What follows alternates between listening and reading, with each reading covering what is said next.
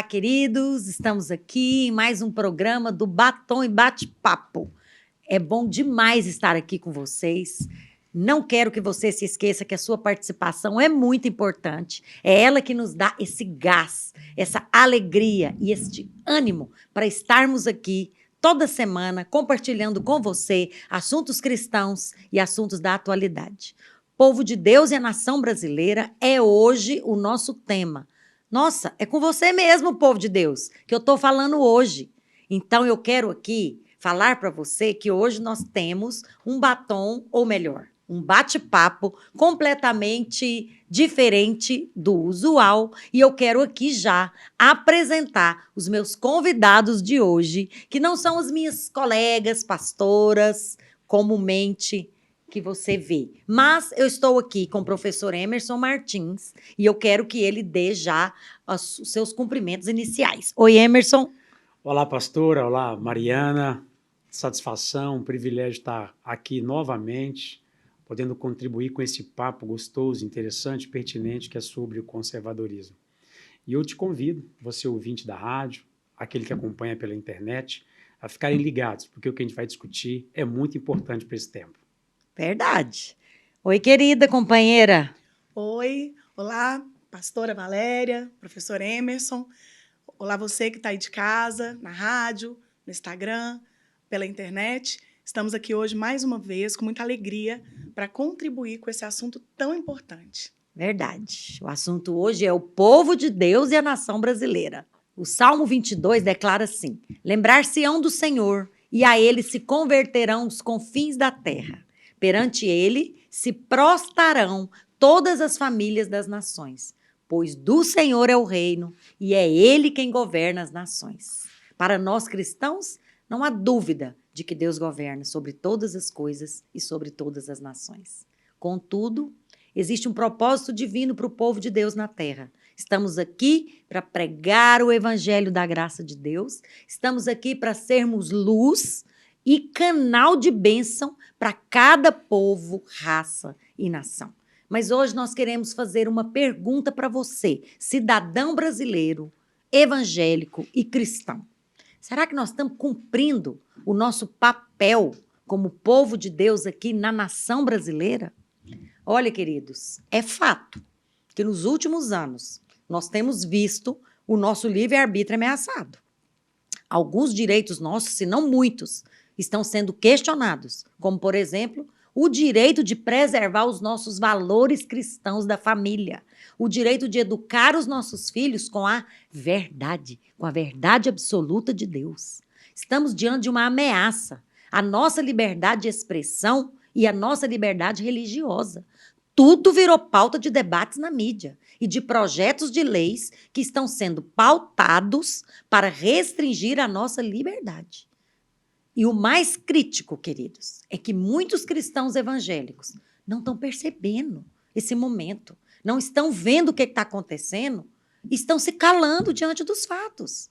Algumas perguntas precisam ser feitas hoje, para não sermos surpreendidos amanhã. Como? Será que a nossa liberdade de ir e vir está sendo usurpada? Será que nós estamos correndo o risco de sermos subjugados por leis que se opõem à nossa fé? Será que nós vamos perder o direito de criar nossos filhos com os nossos valores? A liberdade de cultuar nossa está ameaçada? Como que a igreja se posiciona hoje em relação a essas questões? Então, é por causa disso que nós hoje resolvemos fazer esse programa para falar de um assunto atual, que engloba muitas áreas da sociedade e que envolve também o aspecto espiritual. E o tema realmente é povo de Deus e a nação brasileira. Eu quero novamente aqui falar a respeito dos meus convidados. Eu estou aqui hoje com o professor Emerson Martins. Ele é geógrafo, é educador, ele é especialista em assuntos e projetos, ele também é especialista em formação de professores na área ambiental. E ele é pesquisador de algumas universidades na Europa, na África. Ele é professor regente do SEDUC, aqui de Goiás. Ele é professor na Escola Videira de Educação.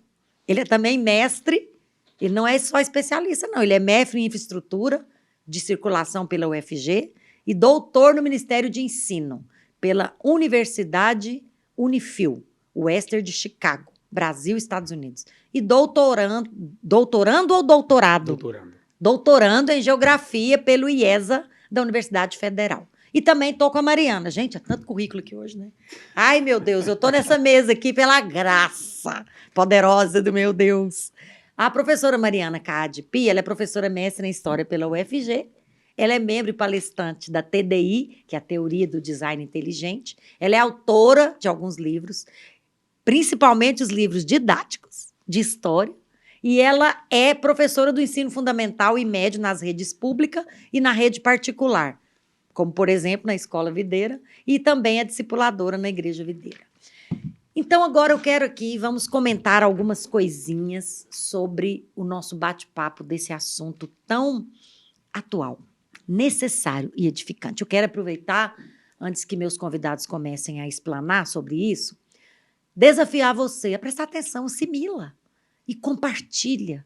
Compartilha com a sua família, compartilha com seus amigos. Esse conteúdo é de suma importância nesse tempo que nós estamos vivendo. Queridos, vocês acham que, com tudo que nós temos visto acontecer nos últimos anos no Brasil, com essa imposição dessas ideologias e projetos de lei, que nós podemos considerar isso realmente uma ameaça ao nosso livre-arbítrio, até mesmo a liberdade religiosa, hein, Emerson? Sim, pastora, não só no cenário nacional, mas é em nível internacional. Os espaços do mundo estão passando por transformações, especialmente no comportamento das pessoas, né? No valor da família, no modo como isso tudo se estrutura. E isso transcorre ao longo do tempo. E eu digo ao longo do tempo porque um bom conservador é aquele que conserva aquilo que foi testado, né? Aquilo que foi submetido pela passagem do tempo e permaneceu. E se permaneceu é porque deu certo. E se deu certo é porque Deus aprovou, durou. É como ser eterno, se parece muito com as coisas que Deus criou, né? E essas mudanças que estão acontecendo agora são mudanças que têm viés ideológico e, por assim ser, elas, obviamente, ameaçam as nossas liberdades. E você percebe, professor, que parece que o óbvio está meio sem espaço? Porque se o senhor comentou que ser conservador é exatamente conservar, preservar o que deu certo, por que abrir mão disso? É porque isso tem uma raiz judaico-cristã, anti-progressista, anti-ideológica. E quando eu digo anti-ideológica, nós também devemos nos incluir. Nós que somos conservadores, nós somos anti-ideológicos. E quem é anti-ideológico não está favorável a essas mudanças constantes que estão propostas para a sociedade contemporânea. Essa sociedade contemporânea, ela precisa conservar aquilo que surgiu lá no antigo, lá nos primórdios. Sim. Aquilo que surgiu a partir do plano, do projeto e do propósito de Deus. Amém. Aquilo que a senhora chama de muito sutil, que a senhora colocou agora, e que a gente não percebe, aparece nas relações, transforma profundamente o modo de agir e de ser das pessoas desde a infância e tenta criar uma sociedade nova. Nós, conservadores, somos todos anti essas mudanças que estão aí aparecendo. Muito bem. E é fato ou não que muitos estão trabalhando dentro dos órgãos públicos que estão colocando as ideologias até acima das próprias leis? Fato claro.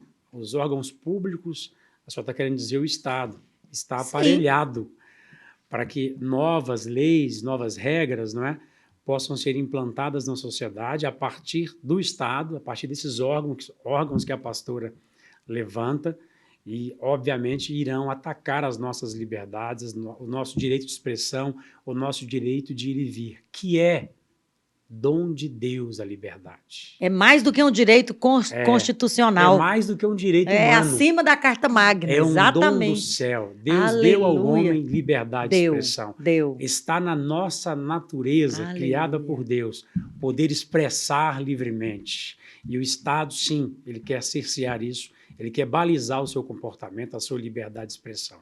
Vocês acham que os partidos de esquerda veem a igreja, de maneira geral, como uma ameaça? Por isso que eles querem calar a igreja, Mariana? Pastora, nesse tempo de disputas eleitorais, isso já está muito claro. Existem discursos, vídeos, passeatas, né, pedindo o fim das igrejas, o fechamento das igrejas, associando a igreja, o corpo de Cristo, com associações malignas, autoritárias, ditadoras, porque a flexibilização, elas reina nesse mundo.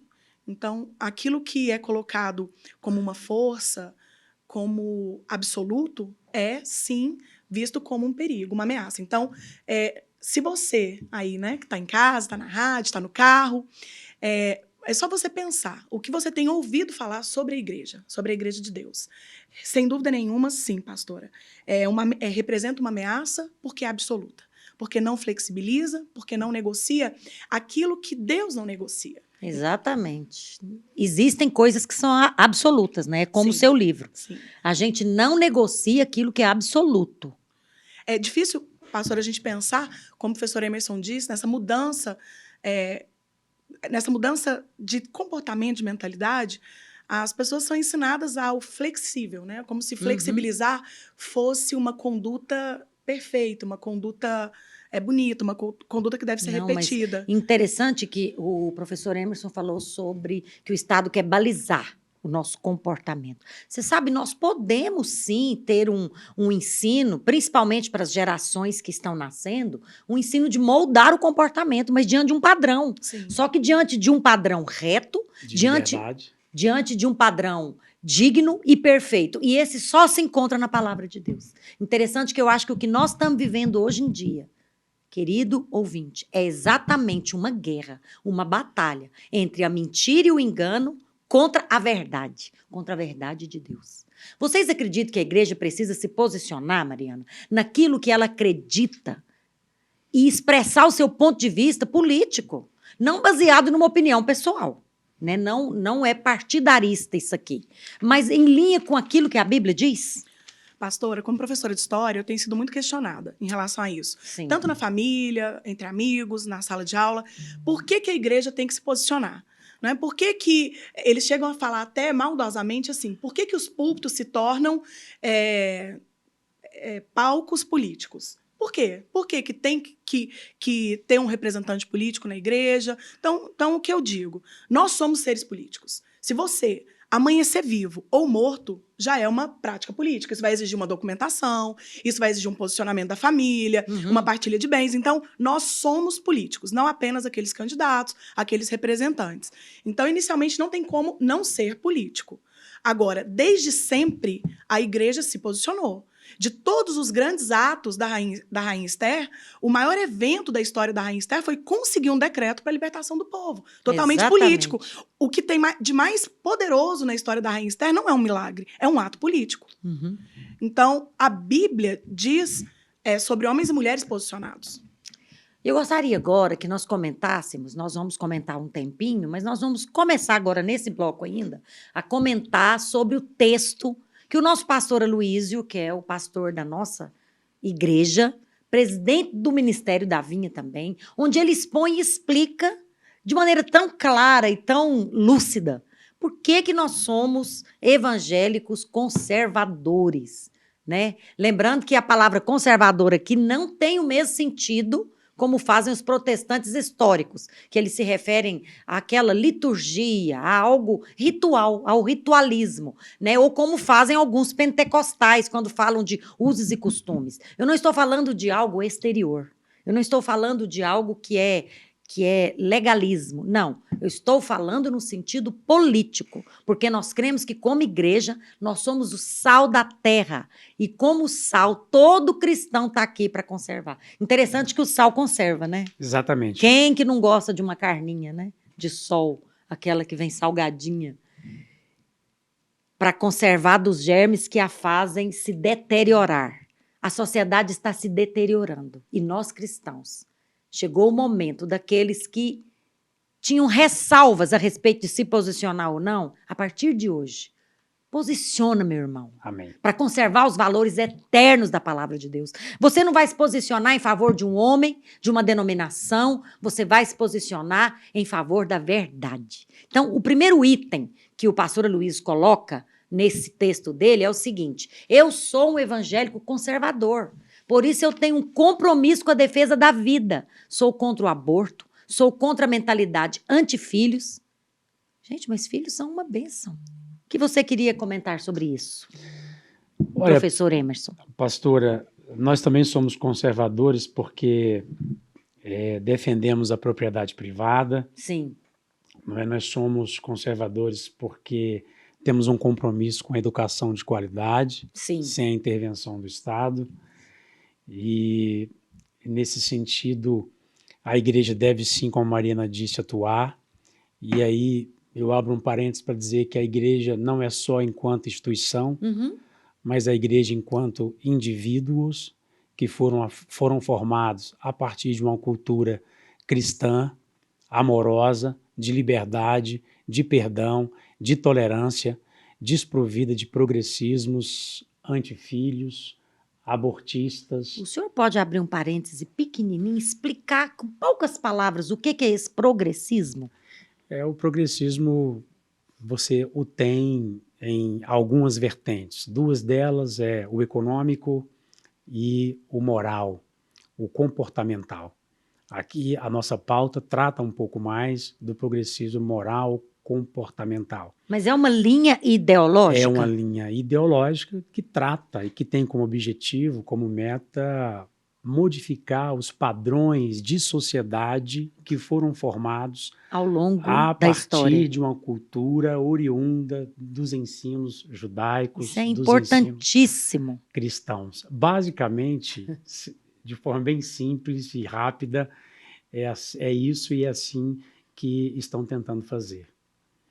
E em relação à liberdade, né, pastora, que nós estamos discutindo, em especial relativa ao trabalho, a liberdade de se adquirir, de se ter a propriedade privada, eu queria fazer uma pergunta para os nossos ouvintes.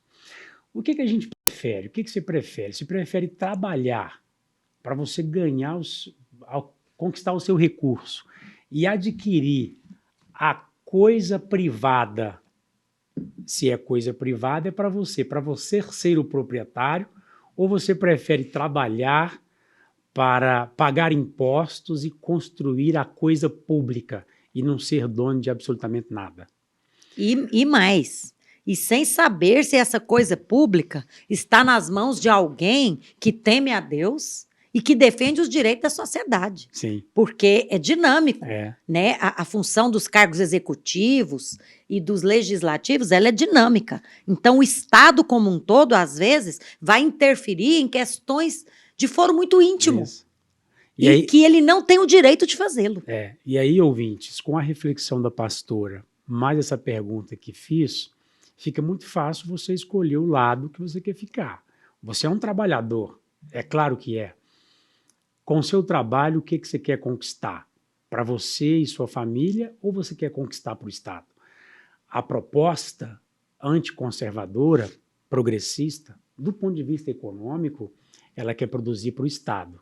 Um Estado grande, pesado, cobrador de impostos, que esfola os trabalhadores e que os levam a ficarem mais pobres, cada vez mais pobres. E querem dominá-los e conduzi-los em várias áreas da vida. Isso, construir uma nação dependente. Isso, construir a dependência. Balizada pelas visões e pelas ideologias que o Estado possui. Por isso que esse tempo é oportuno, por isso que essa discussão agora é pertinente. No nosso cenário político atual, quem é que propõe o que é diferente disso, de um Estado pesado, cobrador de impostos?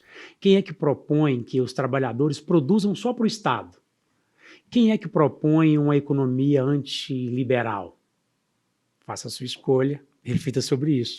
E o pastor Luiz, no texto dele, só para completar esse raciocínio seu, ele fala que ele é um evangélico conservador, por isso ele tem um compromisso com a defesa da família. Porque o senhor falou muito do Estado. Por que ele defende a família? Devo deixar a Mariana comentar, que ela já levantou a mão ali. Então, o Pastora, professora Mariana. Defender a família. Então, historicamente, a nossa continuidade, nosso legado vem através dos nossos filhos. Isso. Então, existe uma continuidade. Ser conservador, como o professor Emerson falou mais cedo, é conservar aquilo que foi testado, que deu certo. E eu vou até além, porque existe uma forma de manter, um mínimo para manter a humanidade saudável, a humanidade em crescimento, a humanidade fisicamente bem, emocionalmente saudável. E essa continuidade, ela é necessária. O oposto disso, essa quebra de valores, essa quebra da família. Veja bem, nós não estamos aqui para desprezar ninguém, desprezar nenhum sentimento. Mas nós estamos falando de uma questão muito séria, que é a manutenção da humanidade. Exatamente. E isso cai numa lei moral que foi teo-inspirativa. Nós não podemos, enquanto cristãos conservadores, porque nós não somos só conservadores, nós somos cristãos, nós não podemos cancelar o teo-inspirativo. Deus inspirou mandamentos e condutas que são básicas para toda a manutenção da sociedade. Nós temos um historiador judeu, Yuri Noval Harari, e ele diz o seguinte: de todas as criações humanas, a que mais fez bem para a humanidade foi a criação dos valores judaico-cristãos. Ele considera tudo como mito. Mesmo sendo judeu, ele é ateu. Só para você entender. Mas ele fala que de todos os mitos que a humanidade criou, o que mais fortaleceu a conduta humana pela lei moral é a judaico-cristã. Parece que você quer fazer um comentário, professor Emerson. Pois é, pastora Mariana, e conjugando a questão da família com a questão da propriedade privada,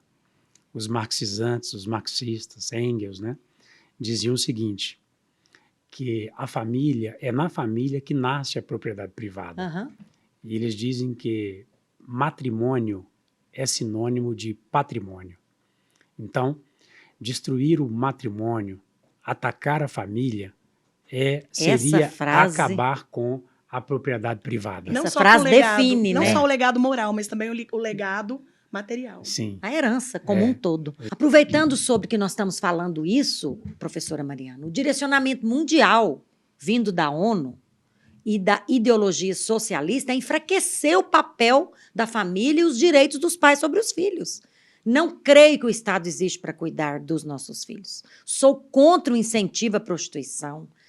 As drogas não podem ser legalizadas. Nós cremos que os pais é que devem educar os filhos quanto a questões sexuais, quanto às questões morais. E nós temos o artigo 216 da Constituição Brasileira, que afirma que a família é a base da sociedade. Interessante que eu fiz um trabalho na minha infância que eu nunca vou esquecer. Um trabalho, eu estudava numa escola católica, mas cheia de valores e princípios. E eu tive que fazer um cartaz com a seguinte frase: a família é a célula máter da sociedade. E aí eu fui sentar com meu pai e perguntar para ele o que significava, porque eu tinha que pegar aquela cartolina, ir para a sala de aula no dia seguinte e falar sobre o assunto. Eu era uma criança. E ele me explicou. Você sabe que aquilo aquietou meu coração? Ao invés de eu ficar preocupada com o que eu ia falar no trabalho expositivo, aquilo acalmou meu coração. Eu me senti acolhida, amada, protegida, e eu me senti mais do que incluída e pertencente. Ali eu consolidei a minha identidade. É impressionante como até a psicologia fala que o ser humano ele tem necessidade, né, de saber quem ele é, de saber que ele é amado, de saber para onde que ele vai, o que ele vai fazer da vida. Mas deixa eu te falar, é no seio familiar. É na formação moral cristã, bíblica, de amor da família, é que nós consolidamos a nossa identidade de filhos amados. E nós também temos o artigo 229 da Constituição Brasileira, que diz que é dever dos pais criar e orientar os filhos menores. Queria que você comentasse sobre isso. Pastora, há uma experiência que mais ou menos 15 anos atrás, como professora de escola pública, eu fui percebendo que foi chegando na escola doações de livros direcionados pelo MEC, direcionados pela ONU, em toda uma organização que é econômica, que é financiada por grandes instituições, por bancos, né? Não é só a ONU, tem outros órgãos internacionais por trás da ONU que pretendem desfazer com os valores judaico-cristãos. E aí foram chegando esses livros. Eu lembro de há mais ou menos 15, 16 anos comentar com meu marido. Falei, olha, começaram a chegar na escola pública uns livros meio estranhos, né? Ou, por exemplo, o rei que trancou a princesa na torre porque o rei pai era apaixonado pela princesa, né? Mostrando, por exemplo, uma criança se engasgar com um pedaço de maçã, né? Incentivando suicídio, incentivando quebra de valores familiares. E eu fui comentando isso com meu marido, com meu filho, que na época estava no Fundamental 2. E parecia que era uma coisa meio exagerada da minha parte. Mas nós, professores, e principalmente professores de escolas públicas, como o professor Emerson também nós começamos a perceber essa revolução cultural, chegando até as escolas, na mochila das crianças e mudando mentalidades. Então, se existe um órgão como a ONU, existe órgãos maiores por trás, inclusive de bancos, e existem projetos políticos no Brasil que aceitavam isso. Quando a gente podia escolher os livros didáticos dentro da escola pública, só tinham livros didáticos de tendência marxista. Então, a gente não percebia, aliás, o contrário, a gente percebia que o cerco estava se fechando. Quando você ia numa loja comprar roupa para menino, as roupas justas e curtas, né, mostravam que uma masculinidade estava sendo colocada em jogo. É porque, na verdade, Mariana, há 15, 16 anos atrás, a coisa foi sendo introduzida de forma sutil. Sim. Mas o Estado e a educação, que se diz laico, já estava aparelhada há muito tempo. Sim. E foi introduzindo uma mentalidade. Parece que o Emerson também quer acrescentar algo. Só terminar, pastora? Sim. No Brasil é década de 60, que isso chega até as universidades. Exato. Então, primeiro fica na academia. Então, provavelmente você não participou disso, a não ser que você era de uma faculdade que fazia formação de professores. Isso. Porque aí já era bem específico. É nós que participamos de uma faculdade de licenciatura, nossa primeira formação é uma licenciatura. Isso veio muito às claras. Sim, e aonde estão, então, onde o jogo está sendo colocado? Ele é colocado nos shoppings, nas modas, na série, nas músicas, na Peppa Pig, que despreza o pai, e a família inteira ri da cara do pai. Então, isso vai entrando, vai entrando. E hoje já se consolidou. Hoje é muito difícil você chegar numa loja, num departamento masculino, e encontrar roupas para homens. Então, o que eles querem com isso? Através do relativismo, abalar a estrutura familiar e definir a sexualidade, a moral dos nossos filhos. É só para ratificar, né, Mariana, isso mesmo, que nós, enquanto conservadores, nós somos anti-interferência da ONU na família, na criação dos filhos. E eu defendo uma frase que aparece com formatos diferentes por aí, mas é uma frase muito antiga, que diz o seguinte: a mão que manda nos filhos, ou a mão que educa os filhos, ou a mão que manda no mundo dos filhos, é a mão que balançou o berço. Ou seja, são as mãos dos pais. Amém. E a ONU não tem que interferir nisso, né? E a sociedade se estruturou a partir dessa condição, dessa relação. Amém. Nós estamos aqui finalizando o primeiro bloco. O tema hoje é o povo de Deus e a nação brasileira. Fique conosco. Nós já vamos retornar continuando essa discussão.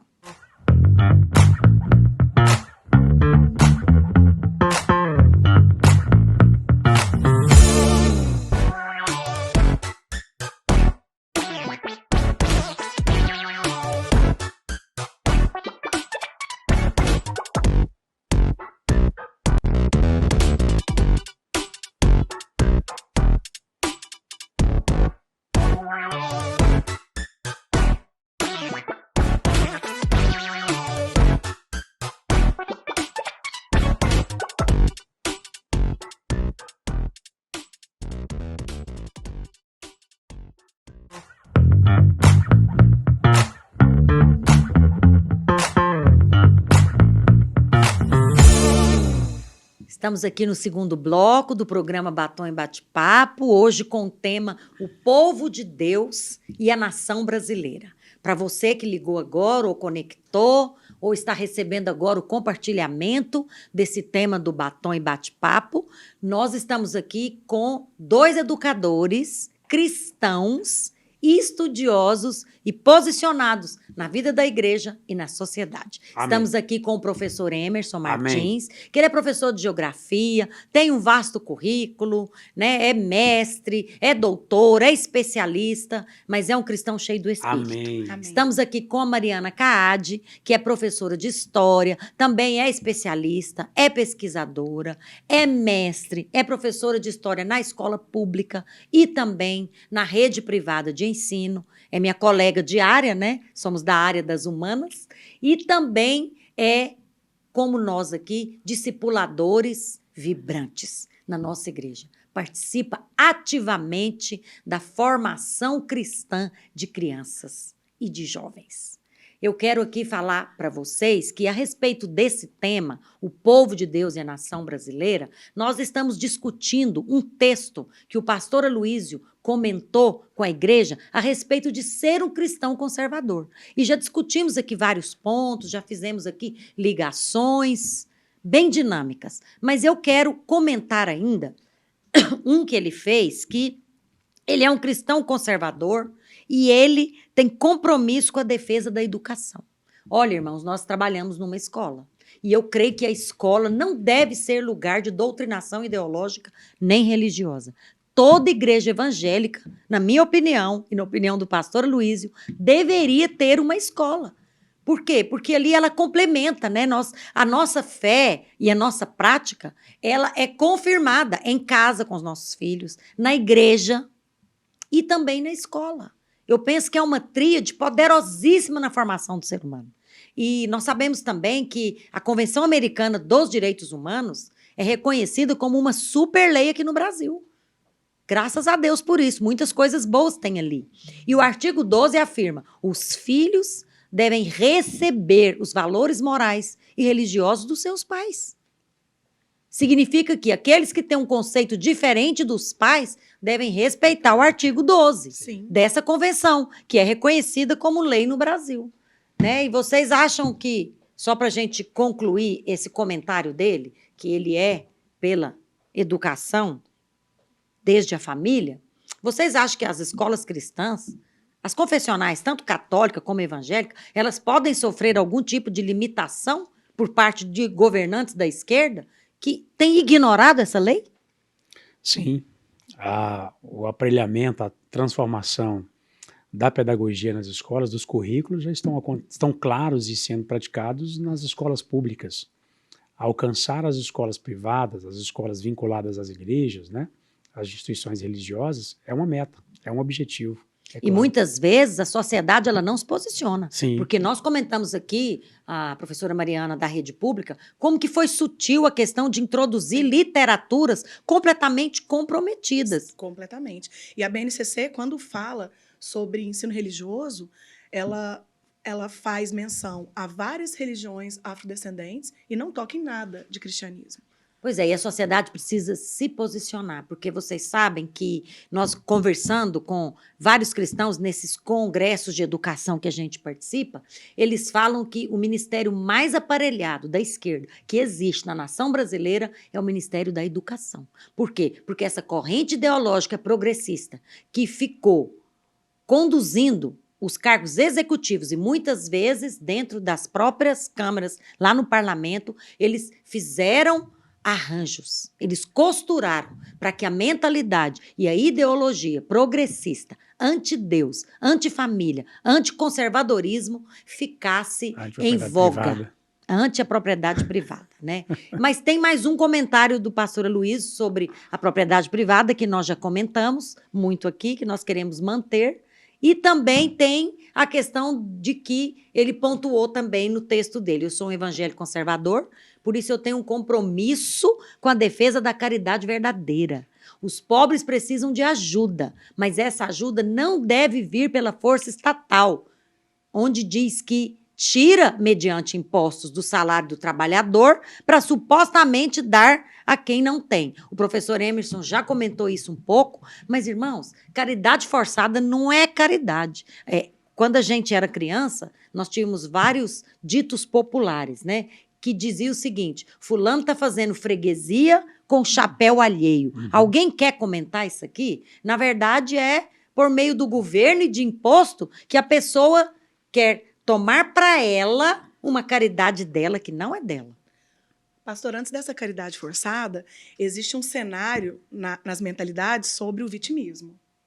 Então, isso é importantíssimo falar. Primeiro coloca, a impressão que você tem, estava comentando isso em sala de aula esses dias com os meninos, a impressão que você tem é que o normal no Brasil é que todas as famílias estão desestruturadas, né? Que a grande maioria está está passando uma necessidade extrema, e aí vem a questão da reforma agrária, vem umas questões que até seriam justiça, até justiça de Deus, porque o Senhor também propôs isso em Josué, quando eles chegaram à Terra Prometida, mas o vitimismo que tem como objetivo dividir a sociedade brasileira e incentivar a violência, isso faz com que as pessoas queiram um governo que pleiteie tudo para os pobres, forçadamente, e o pior, acusam os que têm algum bem de serem os responsáveis por isso.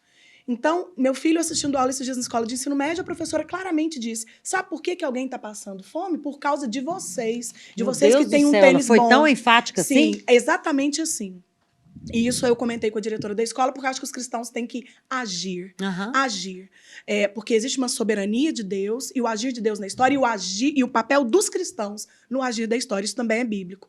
Então, a coisa está tomando uma forma, pastora, que levam propostas de governo a inferir, a entrar na sociedade dessa forma, como se nós fôssemos culpados pela extrema pobreza no Brasil, culpados pela destruturação das famílias, sabe? Porque nós temos um legado, nós somos conservadores, tradicionais, mantemos um patrimônio. Nós vemos, né? Existem os princípios na própria lei brasileira e nós temos também a lei paternalista.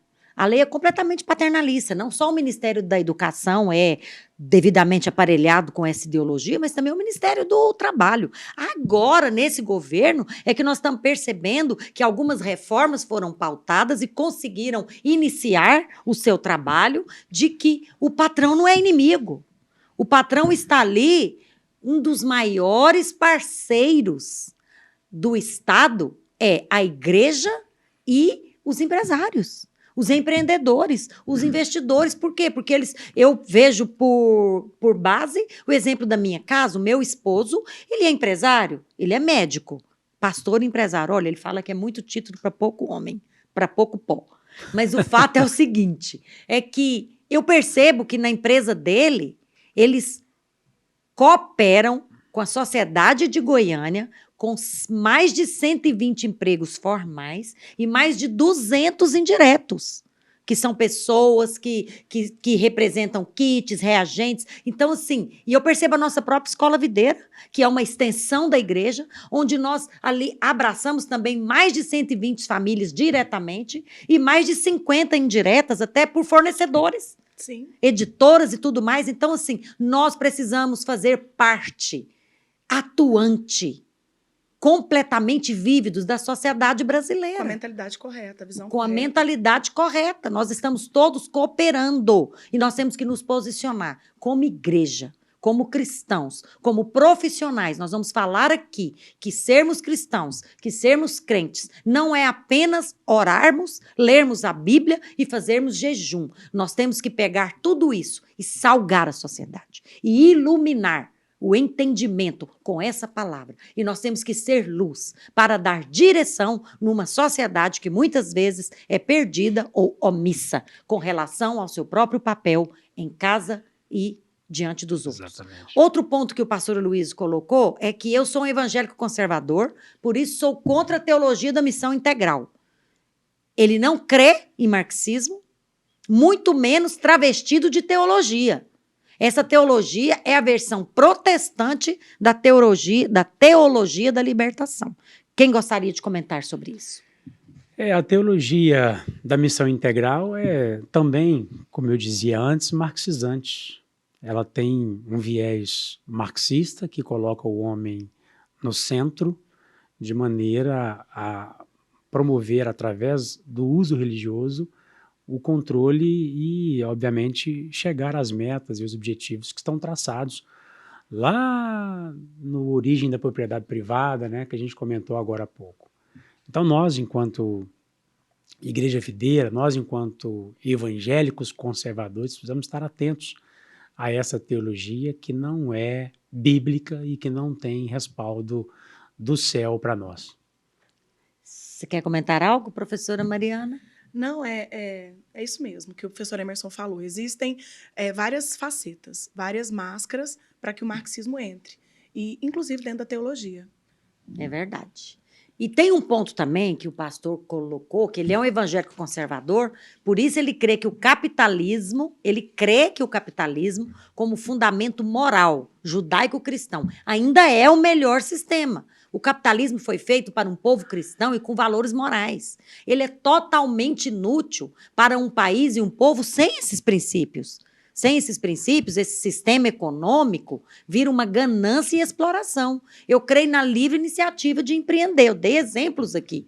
Você gostaria de comentar a respeito disso, Mariana? Eu Então, posso comentar. Pode comentar? Ok. É que a senhora usou aí na sua colocação uma frase que me fez lembrar o Capital, né? O Marx dizia o seguinte. Que eu estou sempre aqui me esquecendo do microfone. O Marx dizia que tudo se resume ao sistema econômico. Ou seja, o controle das pessoas, não é? O controle das crenças se resume ao sistema econômico. Então a gente destrói esse sistema econômico e a gente então assume o controle social. Porque já que tudo se resume a esse sistema econômico capitalista, vamos destruí-lo, vamos criar um outro sistema que a gente não sabe qual é, e aí vamos passar a controlar as pessoas. E controlar, obviamente, os hábitos, costumes e valores, então eles renascerão, surgirão outros. E, obviamente, isso é anticonservadorismo e nós aqui, obviamente, nos fazemos clara oposição enquanto igreja. A nossa ação prática nesse sentido é divulgar, é entender, não é? É ensinar sobre isso. O que se levanta contra, não é, o sistema capitalista de fato, não é em suma o sistema econômico e o seu funcionamento, mas é o valor que junto com o sistema capitalista se desenvolveu. E, obviamente, nós estamos atentos e não vamos deixar isso passar sem avisar os nossos ouvintes, né? Hoje aqui é um grande aviso, é um advice. Exatamente. Né? Hoje que nós estamos quase que investidos numa missão de Paulo e do pastor Aloysio de esclarecer, mas nós vamos desafiar você, mais ainda, a se posicionar. Um ponto importantíssimo do texto do pastor Aloysio, que, assim, que tem sido algo que tem agredido a nossa visão cristã de mundo, a nossa cosmovisão, é quando o pastor Luiz coloca: eu sou um evangélico conservador, por isso eu tenho um compromisso com a liberdade de expressão. Eu creio que cada um deve ter a liberdade de ir e vir, se expressar, opinar livremente, cultuar quem quiser, quando quiser. Creio numa sociedade plural e tolerante com respeito à escolha de cada um. Nós já comentamos um pouco sobre o livre-arbítrio no primeiro bloco, mas eu quero que a Mariana ainda recheie um pouco isso, porque isso tem sido muito ameaçado. E nós temos, você sabe, irmãos, eu concordo com o Dr. Guilherme Shelby, que ele diz que o cristão, o profissional cristão valioso, ele tem que andar com a Bíblia numa mão e com a lei na outra. Parece que muitas vezes a ditadura da toga tem pegado a lei, rasgado ela diante da sociedade, diante de um parlamento, que eu não sei se é comprometido, mas é no mínimo omisso com relação a essa ditadura que nós estamos vivendo. Por isso eu queria que a Mariana Caade falasse um pouco sobre isso. Direito de ir e vir, direito de se expressar, direito de se posicionar. Eu também quero falar. Ok. Pastora, se o homem com valores morais cristãos, ele entende essa liberdade de expressão e ele entende que há um respeito, um limite, uma honra a valores universais, inspirativos, a liberdade de expressão ela é linda. O problema é quando ela tem como cenário a maldade, a ganância, a promiscuidade. Uma vez, Russell Kirk, ele é um moderno conservador americano, ele diz o seguinte: os homens não podem melhorar uma sociedade ateando fogo nela. Precisam buscar suas antigas virtudes, princípios e trazer de volta à luz. Então, eu não consigo, pastora, nessa liberdade de expressão proposta pela esquerda, eu não consigo ver um propósito, entende? Não há um projeto, não há um plano, há apenas a destruição do que há. O que me deixa, às vezes, muito aflita, e eu assisto, sim, passeatas, palestras, discursos, debates da esquerda, e eu tento entender aonde querem chegar. E esse que é o problema que eu vejo. Eu não vejo. E qual é a lógica disso? Aonde eles querem chegar? O Edmund Burke, que é um outro conservador francês da época da Revolução Francesa, ele dizia o seguinte: sim, tá muito ruim o absolutismo na França, né? Tá nada de liberdade de expressão, nada de respeito ao ir e vir. Mas a proposta dos extremistas, dos radicais, é só quebrar o que há. não tem projeto. É só destruir o Sim. que veio se conservando Sim. e se permanecendo e perpetuando ao longo das gerações. E não há projetos. Não há eu projetos, creio- não há propostas. Sim, e também uma confusão que há sobre Estado laico. Muitas vezes, professores de esquerdas, renomados, nas universidades, no ensino médio, eles propõem uma liberdade de expressão que entra na liberdade religiosa, mas como se o Estado laico fosse um Estado anticristão. Exatamente. E olha, se você Isso. ouvir falar sobre isso, o Nós Estado vamos laico... mencionar isso no outro ponto do sim, pastor, verdade. que fala sobre o compromisso com a liberdade religiosa. Sim, então a gente volta nisso depois. Nós estamos falando aqui que não tem um poder, né? Que o progressismo, eles não têm um projeto, um plano, Um projeto. mas eles têm um projeto de poder. Bem arquitetado, bem organizado para assumir posições de governo, para crescer aquele Estado grande que você mencionou no início. E nesse projeto de poder está controlar as liberdades que nós estamos tratando, né? E a liberdade, como já dissemos, é um dom.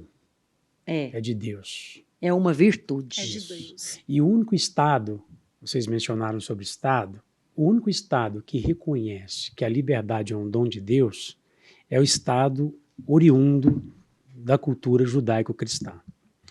Portanto, o nosso Estado, ele não conflita com as liberdades. É isso mesmo. Nem de ir e vir, nem de expressão, e não conflita também, já deixando um gancho para o próximo tópico, com a liberdade religiosa. Uhum.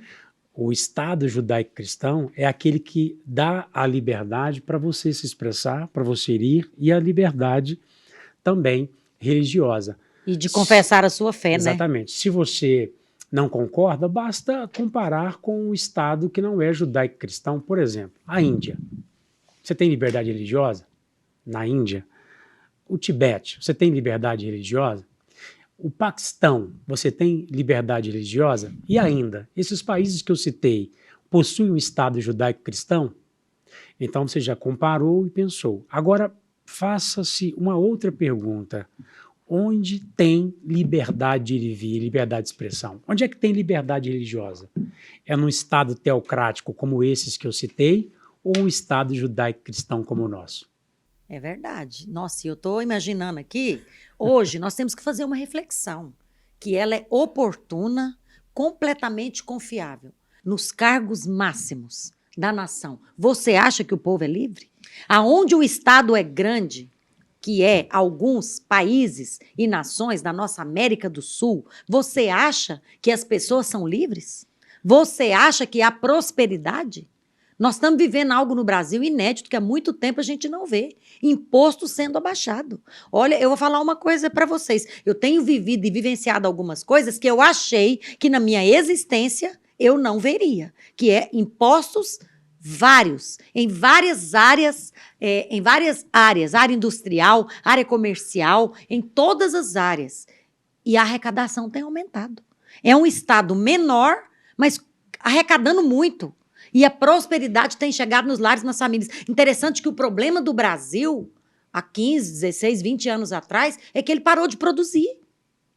O Brasil parou de produzir, não tem como ter riqueza sem ter trabalho, sem ter produção. E riqueza que eu digo em todas as áreas, sabe por quê? Porque Jesus Cristo, ele sendo rico, ele se fez pobre, para que através da pobreza dele, nós nos tornássemos ricos. E essa é a liberdade que o pastor Luiz professa quando ele pontua que ele é um evangélico conservador. Por isso ele tem um compromisso com a liberdade religiosa. E ele ainda diz mais, eu sou pelo evangelho e pelo Deus revelado em Cristo, mas defendo o direito de cada um seguir e adorar quem quiser. O Estado não tem o direito de definir credo da igreja e nem criminalizar os valores regidos. Alguém quer comentar algo a esse respeito? Pastora, quando o professor Emerson falou a respeito da Índia, estava numa sala de aula falando sobre a Índia na atualidade, e essa questão ela vai num ponto muito específico do Estado judaico-cristão, que é a dignidade humana. Exato.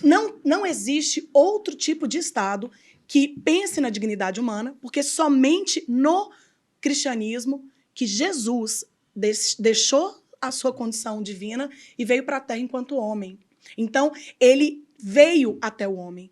ele vir até o homem, sofrer como homem, passar por tudo e se colocar no lugar do homem, ele expressa a dignidade humana.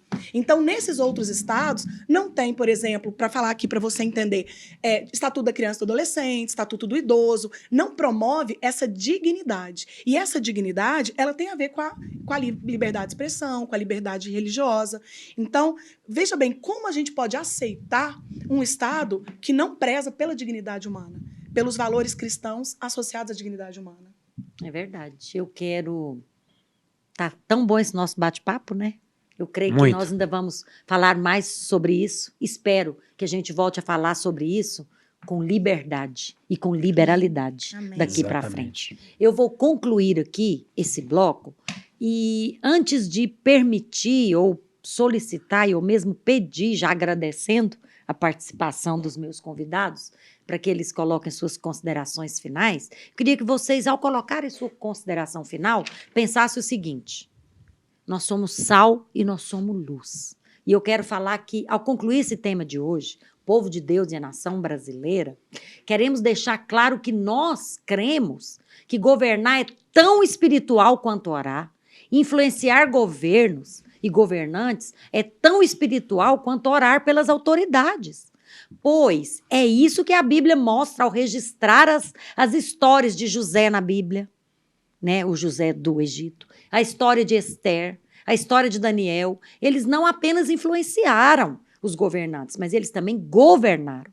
Então, eu convido você a orar e abençoar a nossa nação, mas eu convido você a se posicionar em cada área da sociedade que você foi inserido, né? Mariana Caade mencionou muitas coisas aqui sobre a mídia, sobre o entretenimento, mas eu quero mencionar sobre a economia, quero mencionar sobre a educação. Em cada área que nós estamos, nós temos que nos posicionar em linha com a verdade. Nós conhecemos a verdade e ela nos liberta. Amém. Nós estamos vivendo uma batalha entre o bem e o mal, uma batalha entre a verdade e a mentira. E eu vou concluir aqui, após eles também, com um versículo, mas eu quero agora que meus convidados façam suas considerações finais. Então, pastor, eu queria deixar um alerta com relação à formação do tipo de Estado que está proposto para o nosso tempo. Nós falamos agora há pouco, demos exemplo de Índia, Paquistão, Tibete e vários outros estados cujas suas condições impedem as liberdades religiosas, as liberdades de expressão, como foram ditas. Mas não são só essas liberdades que são cerceadas. A liberdade também de amar, a liberdade também de perdoar. Nesses estados, esses comportamentos, o amor, né, o perdão, eles não estão na cultura, não estão no hábito, não estão no costume, não fazem parte dos princípios, dos fundamentos. A intolerância e a opressão são os grandes objetivos das relações interpessoais do Estado e entre as pessoas, não é? Do Estado para com as pessoas também.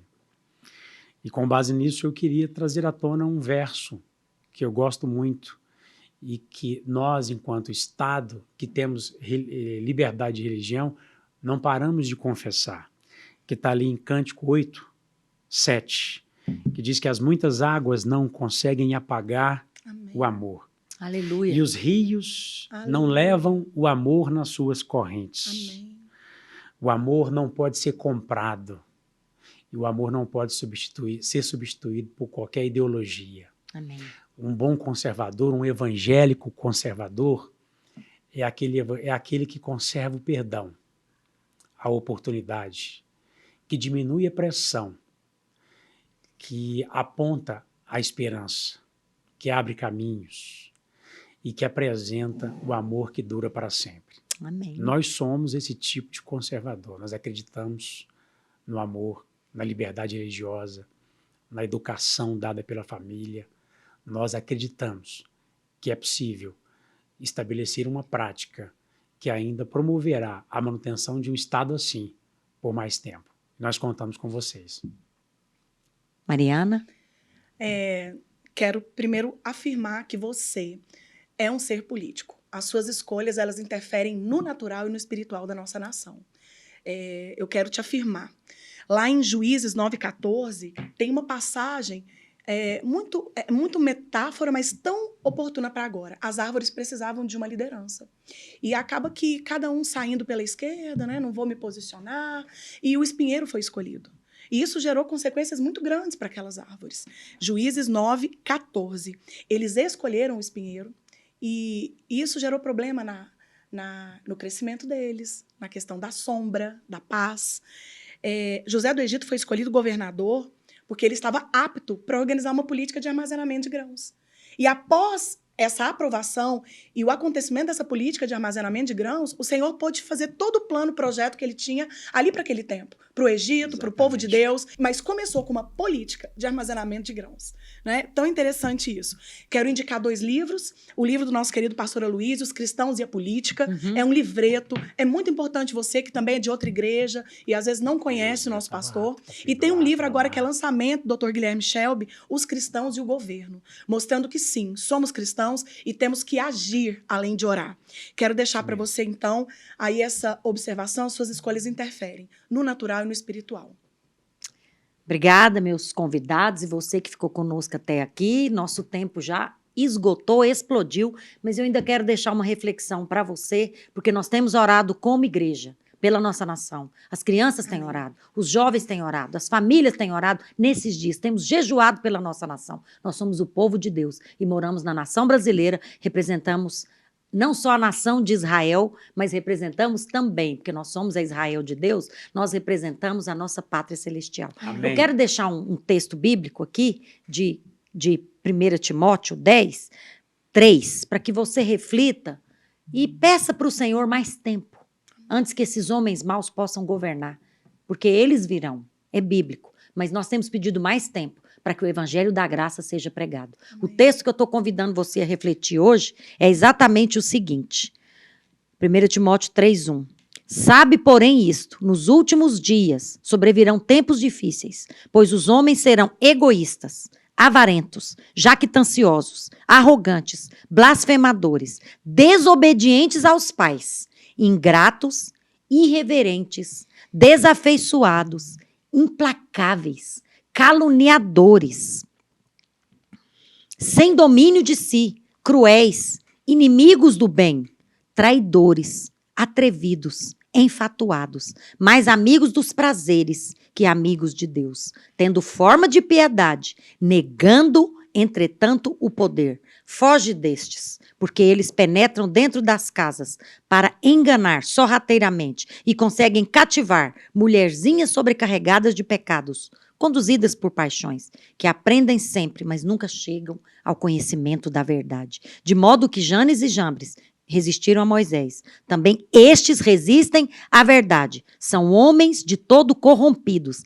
réprobos quanto à fé.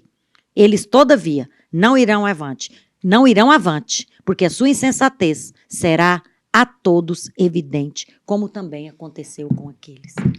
Nós vamos orar agora e Amém. Concluir esse bloco. Amém. Senhor, eu oro, Amém. como foi dito aqui, que nós, povo de Deus, aqui na nação brasileira, tenhamos mais tempo para expressar a nossa fé. Amém. Para cultuar Deus. ao Senhor, Em nome de que é o Jesus. único Deus verdadeiro, e não a Deus como nosso Deus. Amém. Por isso eu oro, Pai, para que os olhos sejam abertos, Oh, Deus, para em que nome os de crentes se Jesus. posicionem, Amém. e para que nós possamos expressar a verdade de Deus Vai ser em assim. tudo que fazemos, e também na hora de nós optarmos pelos nossos representantes, Amém. porque Aleluia. eles representam a ti, em primeiro lugar, a sua igreja na terra, que é a sua noiva, e representam as gerações que têm professado a fé no Senhor, têm ministrado o evangelho da graça e têm propagado essa fé. Amém. Nós oramos Amém, crendo Jesus. que seremos respondidos no nome de Jesus. Amém. Amém. Deus abençoe a cada um. Graças a Deus. Graças a Deus.